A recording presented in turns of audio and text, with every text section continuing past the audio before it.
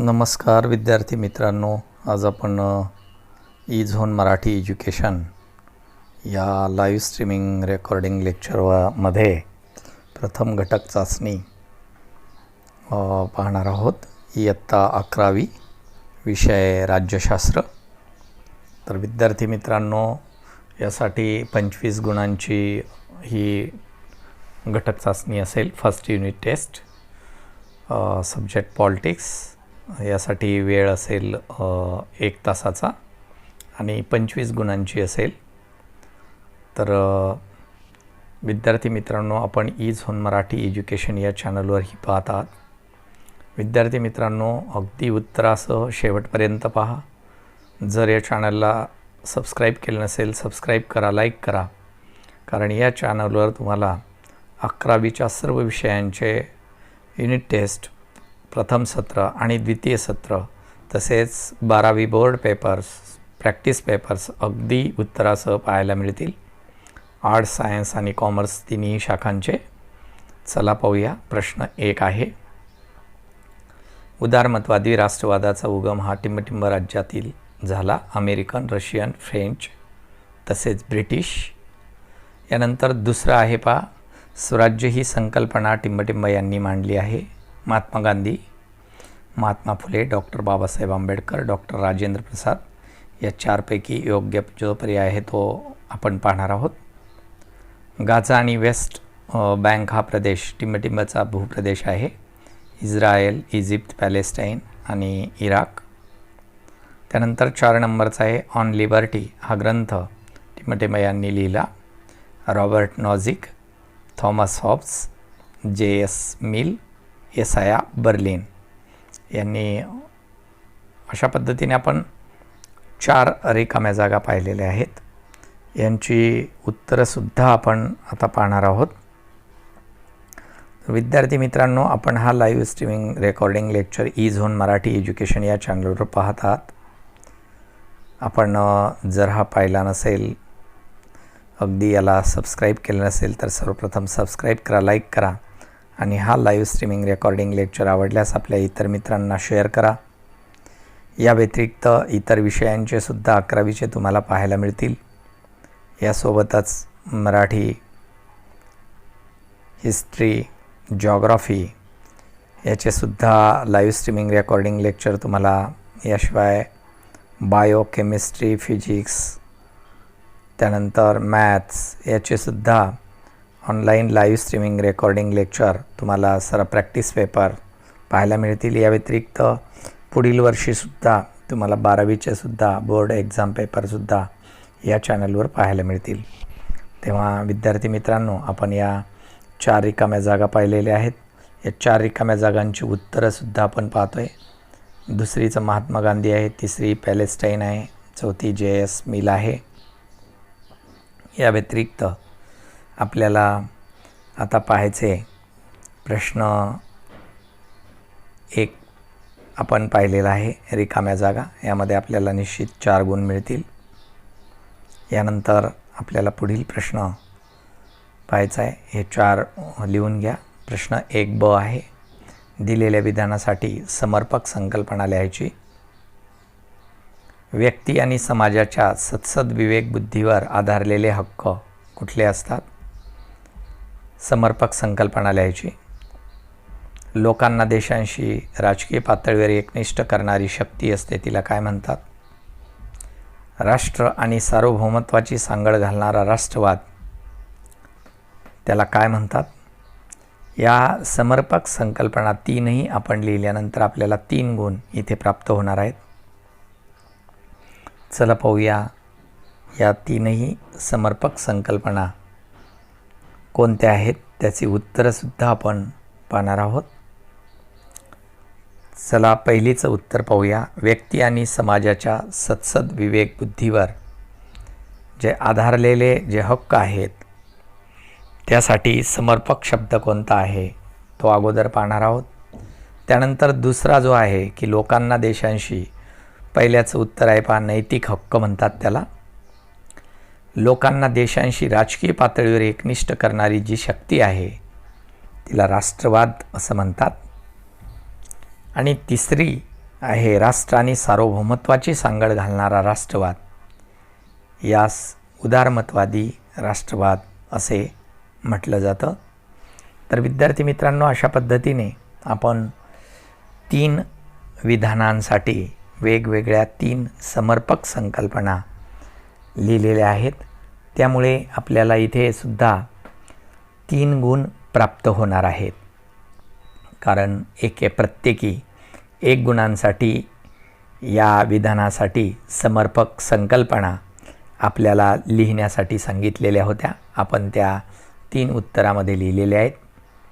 यानंतर आपल्याला काही संकल्पना पूर्ण करायच्यात. प्रश्न 2 आहे. पुढील संकल्पना चित्र पूर्ण करायचं आहे की भारतीय संविधानातील मूलभूत हक्क कोणते? भारतीय राज्यघटनेने आपल्याला कुठले कुठले संविधानातील मूलभूत हक्क दिलेले आहेत ते या कृतीद्वारे संकल्पना चित्र पूर्ण आपल्याला करायचं आहे. भारतीय संविधानातील मूलभूत हक्क 1, 2, 3, 4, 5 आणि 6 असे 6 मूलभूत हक्क आपल्याला इथे लिहायचे आहेत. त्यामुळे हे 6 मूलभूत हक्क आपण कुठले आहेत ते आपण आता पाहणार आहोत. भारतीय संविधानातील मूलभूत हक्क अशीच कृती आपल्याला लिहायची. पहिला आहे स्वातंत्र्याचा हक्क, दुसरा आहे धर्म स्वातंत्र्याचा हक्क, तिसरा आहे सांस्कृतिक व शैक्षणिक हक्क, चौथा आहे शोषणाविरुद्धचा हक्क, 5वा आहे घटनात्मक उपाययोजना करण्याचा हक्क आणि जे शेवटचं 6वं आहे समतेचा हक्क. अशा पद्धतीने आपण हे घटनेने दिलेले आपल्याला भारतीय संविधानाने दिलेले 6 मूलभूत हक्क आपण या संकल्पना चित्रमध्ये लिहून आपण हे संकल्पना चित्र आता पूर्ण केलेलं आहे. तर यामुळे आपल्याला 3 गुण इथे प्राप्त होणार आहेत. यानंतर आपल्याला पुढील प्रश्न पाहायचा आहे. तो म्हणजे पुढचा प्रश्न पाहत असताना प्रश्न 3 पाहायचा आहे. खालील विधाने चूक की बरोबर ते सकारण स्पष्ट करायचे. पहिला आहे प्रागैतिक राष्ट्रवाद लोकांमध्ये तेढ निर्माण करू शकतो. याचं उत्तर आहे हे विधान चूक आहे. कारण सकारण लिहायचं आहे. आक्रमक राष्ट्रवाद लोकांमध्ये तेढ निर्माण करत असतो, प्रागतिक राष्ट्रवाद नाही. त्यानंतर दुसरं आहे वैधानिक हक्क हे सार्वत्रिक नसतात. हे विधान बरोबर आहे, कारण प्रत्येक देशातील संविधानानुसार तो देश त्याच्या नागरिकांना कोणते हक्क द्यायचे ते ठरवते. अशा पद्धतीने आपण 2 इथे विधानं लिहिलेली आहेत. अगदी ती विधानं चूक आहेत की बरोबर एवढ्यापुरतं न लिहिता ते चूक असेल तर त्याचं सकारण स्पष्ट करायचं आहे. ते बरोबर आहे दुसरं तर ते का बरोबर आहे ते सुद्धा आपल्याला इथे स्पष्ट केलेलं आहे. यानंतर विद्यार्थी मित्रांनो, आपल्याला प्रश्न 4 पाहायचा आहे. पुढील प्रश्नांची उत्तरे लिहा. राष्ट्राची वैशिष्ट्ये कोणती आहेत? राष्ट्राची लोकसंख्या उत्तरामध्ये लिहायचं आहे. सामुदायिक ऐक्याची भावना, राजकीय वेगळेपणा ही वैशिष्ट्ये आहेत. ती पुढीलप्रमाणे. सुरुवातीला लोकसंख्या पाहूया आपण. राष्ट्राला लोकसंख्या असणं आवश्यक आहे.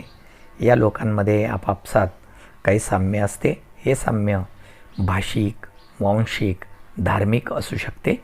यातून आपण एक राष्ट्र आहोत असा समाज निर्माण होत असतो. हे पहिलं वैशिष्ट्य आपण राष्ट्राचं पहिलं वैशिष्ट्य पाहिलेलं आहे. यानंतर आपल्याला त्याचं दुसरं वैशिष्ट्य पाहायचं आहे. ते म्हणजे सामुदायिक ऐक्याची जी भावना आहे आणि राजकीय वेगळेपण आहे, ही अनुक्रमे पुढील वैशिष्ट्ये आपल्याला पाहायची. चला पाहूया पुढील वैशिष्ट्य क्रमांक 2 सामुदायिक ऐक्याची भावना. राष्ट्राचे दुसरे वैशिष्ट्य म्हणजे सामुदायिक ऐक्याची भावना निर्माण होणं हे आहे. लोकांमधील सांस्कृतिक समानतेतून आपण एक असल्याची मानसिकता निर्माण होत असते. आणि तिसरा आहे राजकीय वेगळेपण. तर सामाजिक, सांस्कृतिक, धार्मिक किंवा भाषिक समानता असलेले लोक जेव्हा एका निश्चित भूप्रदेशात राहतात तेव्हा त्यांच्यात आपण राजकीय पातळीवर वेगळे व्हावे ही भावना निर्माण होते आणि म्हणून स्वयंनिर्माणाच्या परिस्थितीमध्ये ही भावना निर्माण होत असते. दुसरं दिले पहा, इसाया बर्लिन यांच्या स्वातंत्र्याचा विचार विशद करा. तर इसाया बर्लिन यांनी स्वातंत्र्याच्या संदर्भात आपले विचार मांडले, तेव्हा बर्लिन यांचे स्वातंत्र्यविषयक विचार आपण पुढे पाहतो आहे. इसाया बर्लिन यांनी 1958मध्ये प्रकाशित केलेल्या स्वातंत्र्याच्या 2 संकल्पना म्हणजे नकारात्मक स्वातंत्र्य आणि सकारात्मक स्वातंत्र्य या 2 संकल्पना त्यांनी बर्लिन यांनी मांडलेल्या आहेत. इसाया बर्लिन यांच्या मते स्वातंत्र्य हे बंधन विरहित असते. हे वाक्य खूप महत्त्वाचे आहे. त्यानंतर आपल्याला पुढे पाहायचं आहे की इसाया बर्लिन यांनी मांडलेले स्वातंत्र्य हे बंधनविरहित असतं याविषयीचे आणखी विचार आपण पाहणार आहोत पुढे. चला पाहूया आपण पुढे. त्यानंतरचा जो आहे तसेच कृती करण्याचं स्वातंत्र्य म्हणजे नकारात्मक स्वातंत्र्य होय. सकारात्मक स्वातंत्र्य ही संकल्पना आधुनिक उदारमतवादी विचारप्रणालीमधून घडलेली आहे. तर नकारात्मक स्वातंत्र्य ही संकल्पना अभिजात उदारमतवाद आणि नव उदारमतवाद या 2 विचारप्रणालीच्या प्रभावातून घडलेली आहे. अशा प्रकारे आपण इसाया बर्लिन यांच्या स्वातंत्र्याचा जो विचार आहे तो आपण इथे स्पष्ट करण्यात आलेला आहे. एवढं उत्तर आपल्याला अपेक्षित आहे. यानंतर पुढील प्रश्न आपल्याला पाहायचा आहे. तर विद्यार्थी मित्रांनो अगदी शेवटपर्यंत पहा, मध्ये स्किप न करता पूर्ण हा लाईव्ह स्ट्रीमिंग रेकॉर्डिंग लेक्चर पहा, म्हणजे तुम्हाला घटक चाचणी, प्रथम घटक चाचणी आणि प्रथम सत्र देताना निश्चित या लाईव्ह स्ट्रीमिंग रेकॉर्डिंगचा तुम्हाला फायदा होईल. तर चला पुढील प्रश्न पाहणार आहोत आपण की बर्लिन यांचा 2 नंबरचं पाहिल्यानंतर प्रश्न 5 आहे की दिलेल्या मुद्द्यांच्या आधारे पुढील प्रश्नांची उत्तरं लिहायची. आपल्याला काही मुद्दे दिलेले आहेत, त्या मुद्द्यांच्या आधारे आपल्याला प्रश्नांची उत्तरं द्यायची. मुद्दे आहेत पहा. हक्कांची संकल्पना विशद करा. त्यामध्ये हक्काचा अर्थ आणि वर्गीकरण हा एक मुद्दा आहे. ब वैधानिक हक्क आणि क आहे मानवी हक्क.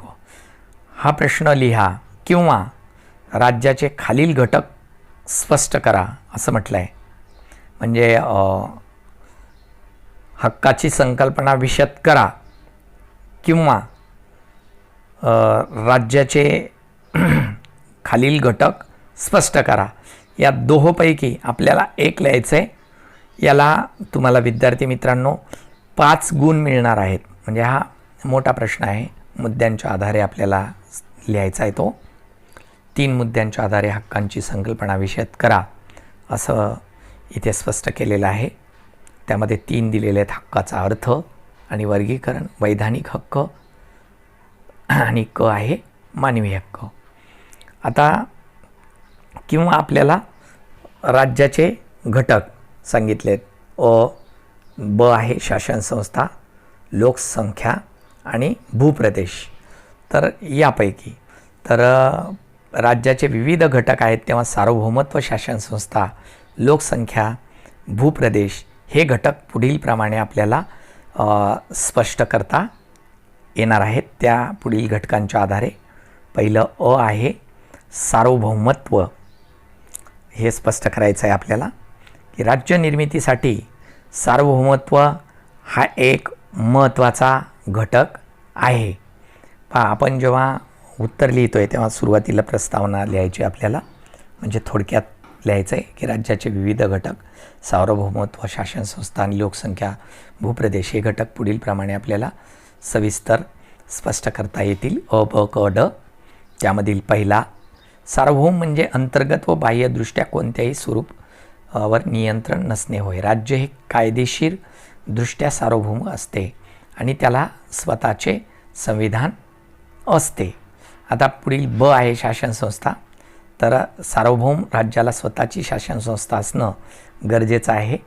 शासन हे सार्वभौम आणि स्वतंत्र असणे आवश्यक आहे.